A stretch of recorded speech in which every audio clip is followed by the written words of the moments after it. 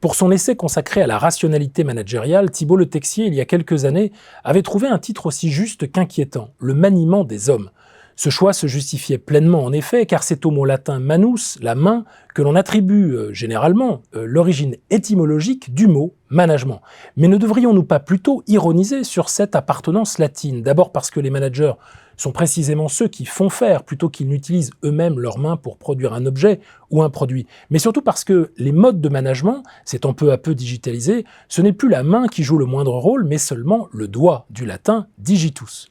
Les managers ne travaillent pas de leurs mains, mais utilisent leurs doigts pour choisir et trancher. Ils ne s'embarrassent pas ou plus de manier, manœuvrer ou même manipuler, mais se contentent de traverser, en bon phono sapiens, homo sapiens doté d'un portable, leur écran avec leurs doigts pour optionner, calculer, décider. La main en effet ne calcule pas. Elle est, selon le mot du philosophe Martin Heidegger, un signe dans la mesure où elle montre ce qui est attribué à la pensée. Le doigt, quant à lui, se contente de traiter et de trier des informations. L'auteur qui cite ainsi Heidegger, c'est le philosophe germano-coréen Byul-Chung Han, un théoricien de la culture professeur à Berlin et ancien étudiant en métallurgie qui s'insurge contre la disparition progressive de la matière dans notre monde, de plus en plus constitué de non-choses. La fin des choses, c'est d'ailleurs le titre de son ouvrage dans lequel il montre que si le monde digital nous promet la fin des soucis, en permettant d'obtenir en 2 clics tout ce dont nous imaginons avoir besoin, il nous livre en fait à une nouvelle forme de déstabilisation. Pour Byul-Chung Han, en effet, les choses nous offrent un peu de stabilité, un peu de repos. Ce sont en quelque sorte des pôles de repos du monde, indique-t-il.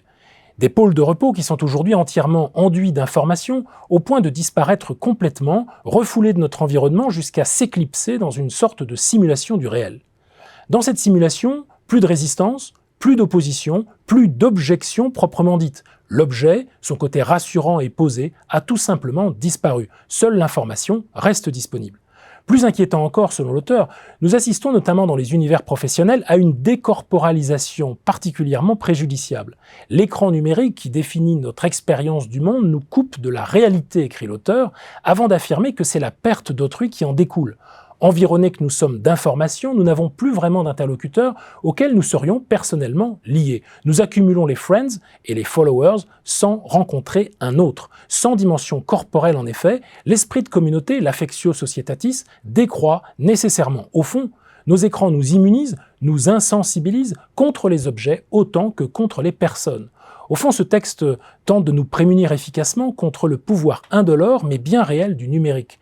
Aux objets d'art, par exemple, nous pouvons faire confiance pour nous inspirer, pour nous rassurer, tandis que les objets techniques ont ceci d'inquiétant qu'ils nous soupçonnent, nous observent et nous enregistrent sans que nous nous en doutions. Certes, ne serait-ce pas oublier un peu vite que dans les foyers ou les entreprises, ce sont des centaines d'objets qui sont accumulés sans qu'on sache vraiment pourquoi. Ne devrions-nous pas tout autant nous libérer des objets, de cette matérialité envahissante et vaine? Ne serait-ce pas plutôt l'accumulation d'objets inutiles et laids qui devrait nous inquiéter?